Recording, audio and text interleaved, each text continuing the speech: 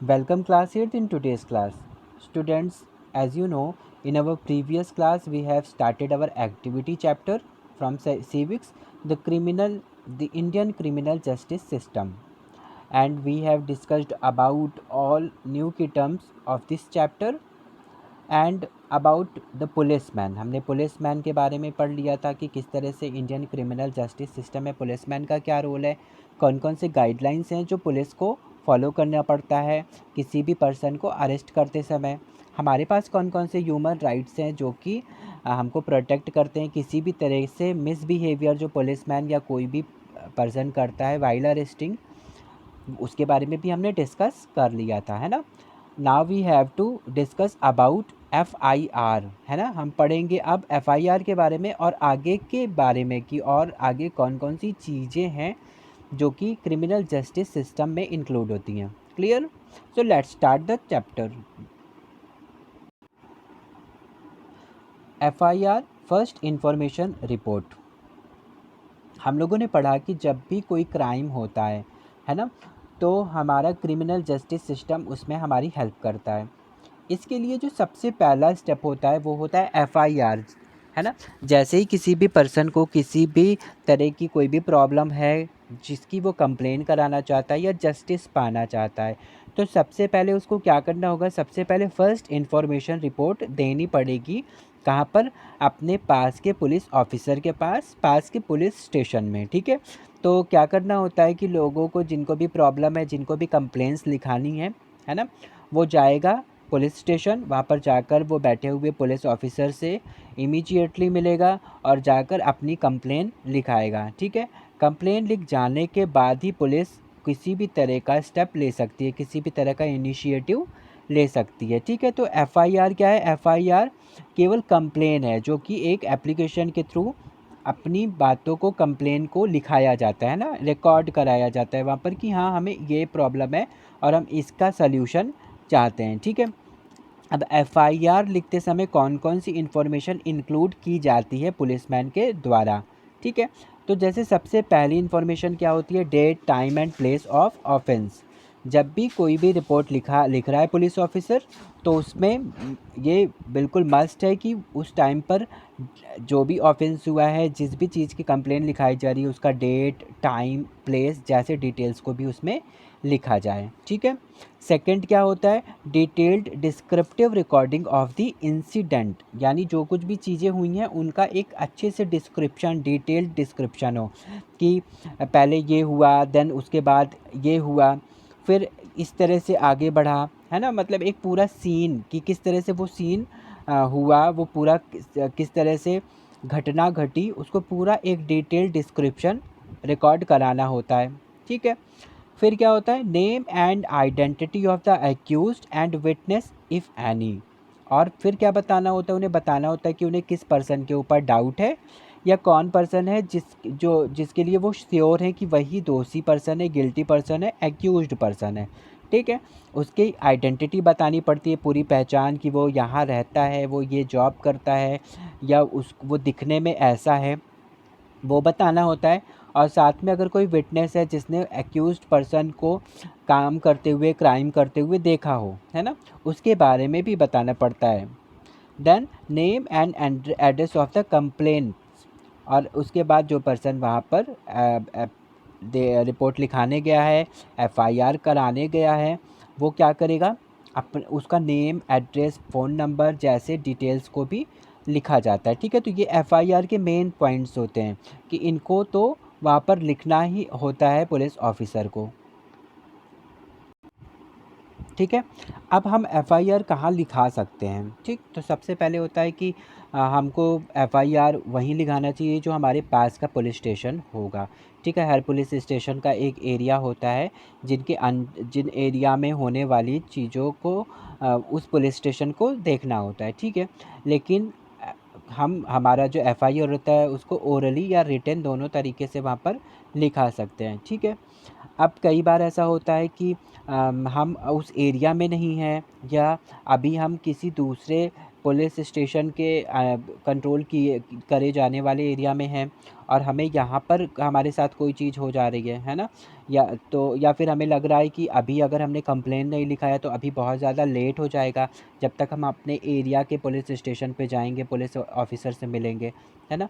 तो हमें लॉ क्या करती है, लॉ हमें ये सुविधा भी प्रोवाइड कराती है, ये फ़ायदा भी है हमारे लॉ का कि हम किसी भी पुलिस स्टेशन पे अपनी एफआईआर को लिखा सकते हैं। मतलब कोई बाउंडेशन नहीं है कि हमें अपने एरिया में ही आकर ये काम करना होगा, ठीक? लेकिन वहाँ की जो पुलिस की रिस्पॉन्सिबिलिटी क्या होगी कि वो उस एफआईआर को, वो उस जो भी कंप्लेन है हमारी, उसको फॉरवर्ड कर देगा जो हमारे एरिया के लिए responsible police station, police office होगा। समझ गए? ठीक, तो हम कहीं पर भी एफआईआर लिखा सकते हैं। हम वो चाहे अपने एरिया में के पुलिस स्टेशन पे जाएँ या फिर कहीं और पर भी, ठीक? तो ये चीज़ें होती हैं। इसके अलावा लेकिन अगर कोई भी है जो एफआईआर लिखने के लिए मना कर रहा है, तो हम उसकी भी कंप्लेन कर सकते हैं, ठीक है? अब एफआईआर तब भी लिखा जाएगा जब हमारे पास पूरे इंसिडेंट का डिटेल भी ना हो। जब हमें नहीं पता है कि बिल्कुल एग्ज़ैक्टली क्या हुआ था, किस तरीके से हुआ था, वो हमें नहीं भी पता है तो भी पुलिस को हमारी कंप्लेन को लिखना पड़ता है, ठीक है? वो ये नहीं कह सकता कि जब पूरी जानकारी नहीं है तो हम नहीं लिखेंगे कंप्लेन, नहीं कह सकता। हमारे पास जितनी भी लिमिटेड भी अगर इन्फॉर्मेशन है तो हमें हमारी कंप्लेन लिखे पुलिस को लिखनी ही होगी, ठीक है? ये चीज़ें होती हैं और हर इन्फॉर्मर के पास, हर तरह का जो पर्सन होगा जो कि कंप्लेन लिखा रहा है, उसके पास राइट होता है to verify the information and then sign the FIR, है ना? वो पूरा वेरीफाई करता है इन्फॉर्मेशन को, जो चीज़ें लिखी गई हैं उसको पढ़ेगा, देखेगा। नहीं पढ़ सकता है तो पुलिसमैन उसको ओरली पढ़ के सुनाएगा कि उसने रिपोर्ट में क्या लिखा, कुछ गलत तो नहीं लिख दिया है, या फिर जो कंप्लेन लिखाने वाला है उसकी बातों को उसने दूसरे तरीके से तो नहीं उसमें रिप्रेजेंट कर दिया है, लिख दिया है ना? तो वो उसको वेरीफाई कराएगा और वेरीफाई करने के बाद कंप्लेन लिखाने वाला पर्सन उसको साइन करेगा और उसकी एक फ्री कॉपी भी उसको प्रोवाइड करेगा पुलिस, ठीक है? तो पुलिस की रिस्पॉन्सिबिलिटी होती है कि एक उसकी फ्री एक कॉपी अपने पास रखेगा कि कंप्लेन में क्या बातें बताई गई हैं, और उसकी एक फ्री कॉपी वो इन्फॉर्मेंट को भी देगा, ठीक? जो कंप्लेन लिखाने आया था पर्सन उसको भी देगा, ताकि उसके पास भी इस बात का प्रूफ हो कि उसने किस तरह की कंप्लेन लिखाई थी, ठीक? अब मान लो कि अगर कोई भी कंप्लेन लिखाने जाता है और पुलिस ऑफिसर उसकी कंप्लेन नहीं लिखता है तो क्या होगा? वो लिखने से रिफ्यूज़ कर दे तो क्या हो सकता है? तो हमारी जो क्रिमिनल प्रोसीजर कोड है उसके अकॉर्डिंग ये गलत काम माना जाता है, ठीक है? इसके लिए क्या किया जा सकता है कि कंप्लेन करने वाला पर्सन और भी हायर डेजिग्नेशन में जा सकता है और ज़्यादा ऊंचे ऑफिसर्स के पास जाएगा। वो डायरेक्टली जा सकता है मैजिस्ट्रेट कोर्ट्स के पास, ठीक है? इसके अलावा वो ह्यूमन राइट कमीशन के पास जाकर भी अपनी बातों को कह सकता है और कंप्लेन कर सकता है कि मेरी बातों को मेरे रिपोर्ट को नहीं लिखा गया, मेरी कंप्लेन पे कोई भी एक्शन नहीं लिया जा रहा है, और अपनी रिपोर्ट वो वहाँ पर दे सकता है, ठीक है? एक बार जब रिपोर्ट लिख जाती है, फाइल कर दी जाती है, तो इन्वेस्टिगेशन का काम शुरू हो जाता है। इन्वेस्टिगेशन के थ्रू जिस भी तरह के इंफॉर्मेशन इकट्ठा होते हैं, जो भी एविडेंसेस कलेक्ट करे जाते हैं, उन सब को रिकॉर्ड किया जाता है, और अगर कोई विटनेस है तो उसके स्टेटमेंट्स को भी रिकॉर्ड किया जाता है, और इस तरह से इन्वेस्टिगेशन का काम कंप्लीट किया जाता है। Next is bailable and non bailable offence. जो भी घटनाएँ घटती हैं, जो भी क्राइम्स हैं, वो 2 टाइप से डिवाइड किए जाते हैं। एक होता है बेलेबल एंड दूसरा होता है नॉन बेलेबल। कुछ ऐसे ऑफेंसेस होते हैं, कुछ ऐसे क्राइम्स, छोटे क्राइम्स होते हैं जिनके लिए माफ़ी दी जा सकती है ना, यानी जो थोड़े बहुत अगर नुकसान उसकी वजह से हुए हैं तो उसको मनी के थ्रू उसको फुलफ़िल कर दिया जाता है, और जो एक्यूज़्ड पर्सन है उसको छोड़ दिया जाता है अगर वो चाहता है तो, है ना? और इस श्योरिटी के साथ कि वो दोबारा ऐसा कोई काम नहीं करने वाला है। ऐसे केसेस को हम बेलेबल कहते हैं, जबकि नॉन बेलेबल बड़े क्राइम्स होते हैं, ठीक है? बेलेबल में क्या होता है कि अब अगर जो भी अक्यूज्ड पर्सन है वो उसे कोर्ट में अपीयर नहीं होना पड़ेगा, और उसके बदले में उसको पे करना पड़ेगा, हर्जाना भरना पड़ेगा, पेनल्टी देनी पड़ेगी, ठीक है? जिससे जो कंप्लेन लिखाने वाला पर्सन है उसके नुकसान को भरा जाएगा। ठीक है। दूसरा क्या है, नॉन बेलेबल ऑफेंस के टाइम पर कुछ भी इस तरह की चीज़ें नहीं होती हैं और उन्हें ट्रायल के लिए कोर्ट में फिर आना पड़ता है। ठीक है। जब भी कोर्ट उनको समन देता है, जब भी उनको वो अलाउ करता है कि इस डेट को आपको प्रेजेंट होना है, तो उस टाइम पे उनको आना पड़ता है। ठीक है। और जब भी बेल हो रही होती है, जहाँ पर मतलब मनी के थ्रू उनको माफ़ कर दिया जाता है, उस टाइम पर एक श्योरिटी यानी एक विटनेस का होना भी बहुत ज़रूरी है, जो ये देखेगा कि उनको बेल दी जा रही है और वो साथ में वो भी साइन करता है। ठीक है। इस बात के प्रूफ की तरह मतलब रखा जाता है उसको, कि इस बात का वो साक्षी है कि इनको बेल पे छूट दी जा रही है, इस सियोरिटी के साथ कि वो दोबारा ऐसा कोई भी क्राइम नहीं करेंगे।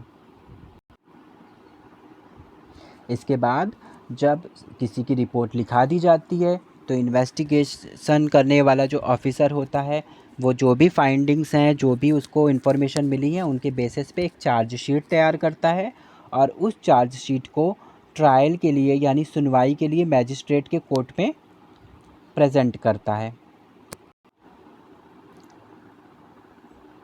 अब जब कोर्ट के पास चार्जशीट पहुंचाती है, तो कोर्ट सामान भेजता है यानी एक नोटिस भेजता है दोनों ही पार्टीज़ को, एक एक्यूज्ड पर्सन और एक कंप्लेन लिखाने वाले पर्सन के पास, कि इस टाइम पर इस डेट को आपको कोर्ट में प्रेजेंट होना है। ठीक है।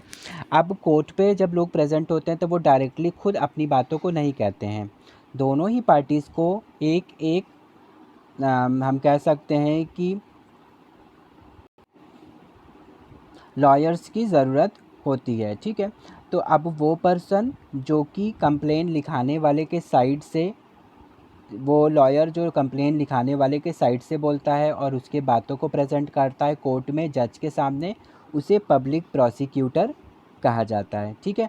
पब्लिक प्रोसिक्यूटर कैसा होना चाहिए, वो एक अच्छा पर्सन होना चाहिए, अनबाइस्ड होना चाहिए, हर तरह के केस को अच्छे से समझ सकने वाला होना चाहिए, है ना, और ऐसा होना चाहिए कि वो फेयर ट्रायल को अच्छे से करा सके। ठीक। तो पब्लिक प्रोसिक्यूटर कौन, जो कि कंप्लेन लिखाने वाले पर्सन की तरफ से उसकी बातों को कोर्ट में प्रेजेंट करेगा।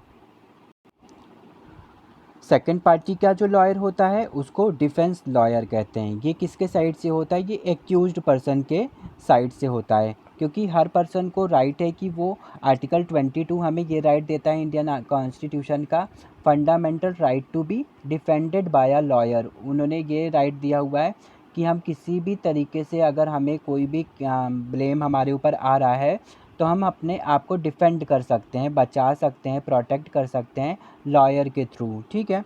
तो ये जो लॉयर होगा जो कि एक्यूज्ड पर्सन के साइड से खड़ा होता है और उसकी बातों को सिद्ध करने की कोशिश करता है, उसका प्रोटेक्शन करता है ना, उसको डिफेंड करने की कोशिश करता है, उसको डिफेंस लॉयर कहा जाता है।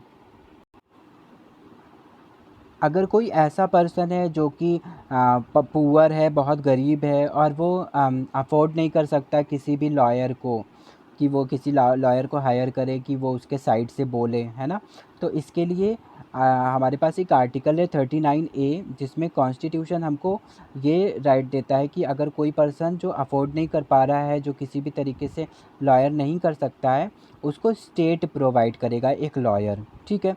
ताकि वो अपनी बातों को प्रेजेंट कर सके और एक फेयर ट्रायल के थ्रू वो मतलब फेयर ट्रायल के थ्रू अपने आप को भी डिफेंड कर सके। ठीक है।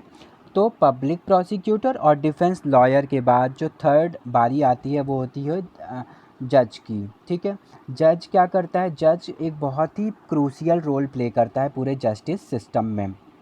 इसके पास रिस्पॉन्सिबिलिटी होती है कि किस तरह से अनबाइस्ड ट्रायल को कंडक्ट कराया जाए, एक फेयर ट्रायल को कंडक्ट कराया जाए, जहाँ पर पब्लिक प्रोसिक्यूटर और डिफेंस लॉयर दोनों ही अपने अपने साइड्स को, अपने अपने पार्टीज़ को अच्छे तरीके से रिप्रेजेंट कर सके, उनकी बातों को ठीक ढंग से बता सके, और जो भी एविडेंसेस, जो भी आई विटनेस के स्टेटमेंट्स हैं, जो दूसरे लोगों के द्वारा बताए हुए जो भी प्रूफ्स और एविडेंसेस हैं, उनके बेसिस पे एक सही डिसीज़न लिया जाए, है ना। तो ये काम किसका होता है? ये जज का काम होता है। जज गिल्टी पर्सन के जो गिल्ट होती है, जो भी दोष होता है, उसके बेसिस पे ये तय करता है कि उसको फ़ाइन लेके छोड़ दिया जाएगा, प्रिज़न में डाल दिया जाएगा, या दोनों किया जाएगा, या उसके साथ क्या किया जाएगा, ठीक है। तो जो फाइनल जो डिसीज़न होता है on the basis of evidences and proofs, जज डिसाइड करता है कि क्या करना चाहिए, ठीक है।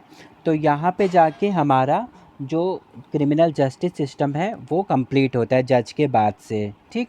अब जिसको भी न्याय मिलना था उसको न्याय मिल जाता है, जस्टिस हो जाती है उसके साथ, ठीक।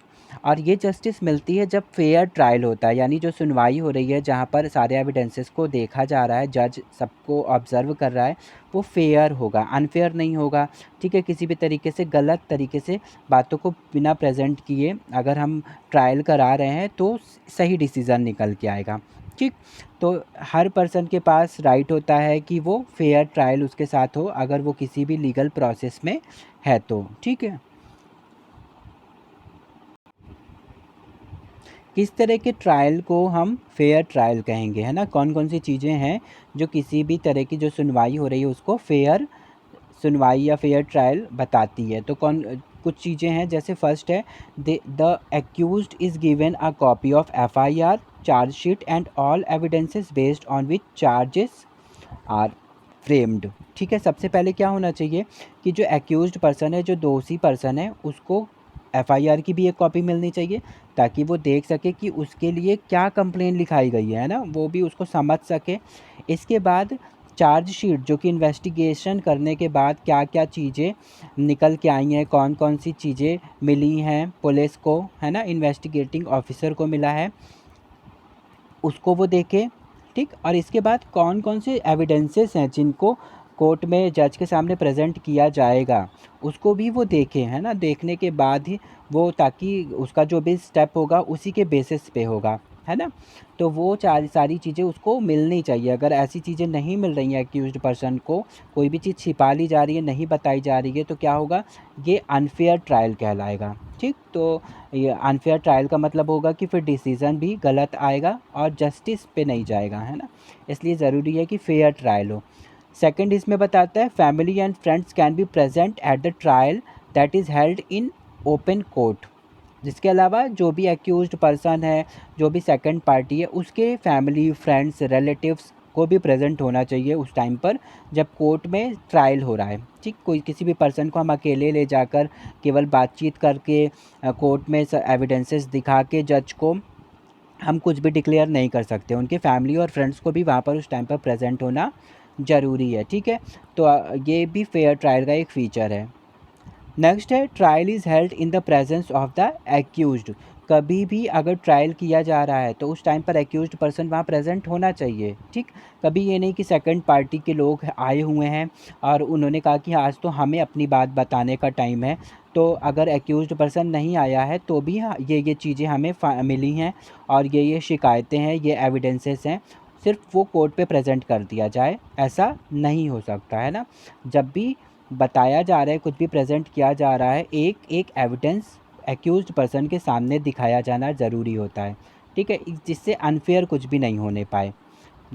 नेक्स्ट क्या है, the accused is defended by a lawyer which if necessary should be provided by the state.